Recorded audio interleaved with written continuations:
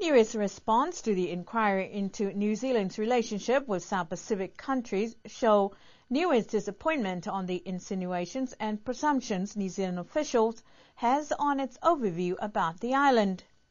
However, some recommendations are acknowledged and the opportunities New Zealand present Niue, like that of citizenship, aid and other economic assistance. Some of the key recommendations by the Foreign Affairs, Trade and Defence Select Committee. Firstly, a rethink of New Zealand's assistance strategy in improving standards and delivery of services. Niue agrees this approach as it recognises countries of the realm of New Zealand and the special relationship. 2. A whole-of-nations approach to provide more centralised direction to government agencies. Niue also agrees with this recommendation.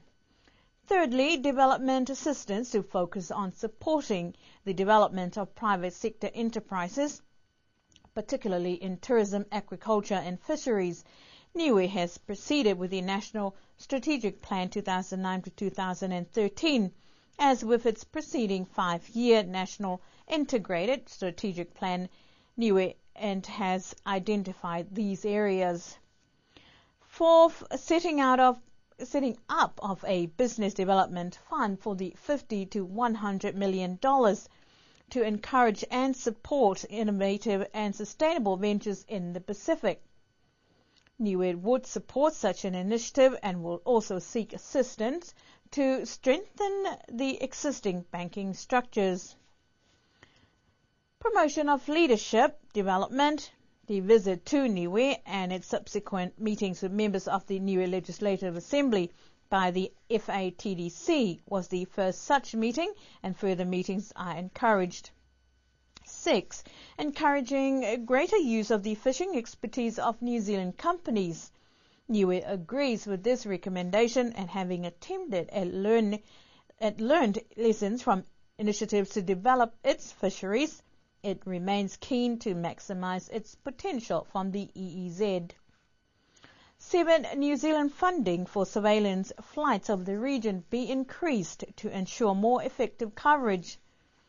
Niue agrees with this recommendation as part of its efforts at conservation through monitoring, control and surveillance, and also combating illegal, unreported and unlawful fishing.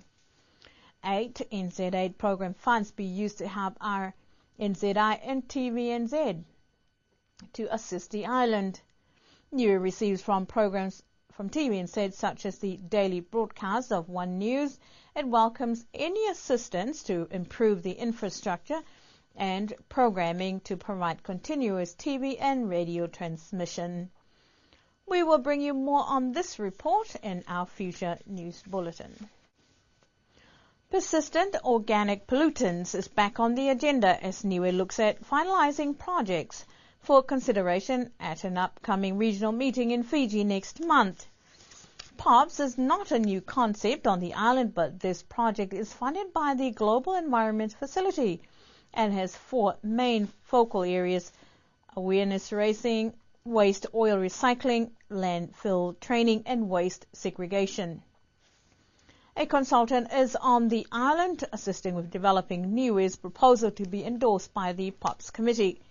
Discussions have been held with the Environment Department and other key stakeholders to identify areas to develop, project activities to be implemented, and identification of a project focal area as well as a pilot project site.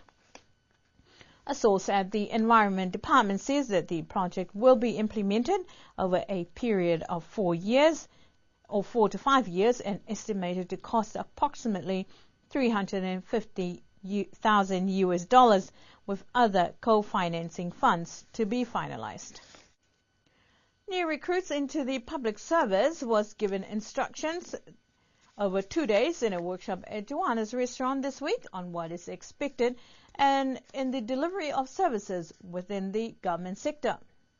Most of the participants who started in the public service needed to understand the government organizational structure, code of conduct, and government procedures and regulations, the legal system, benefits and entitlements, human resource development, as well as financial instructions.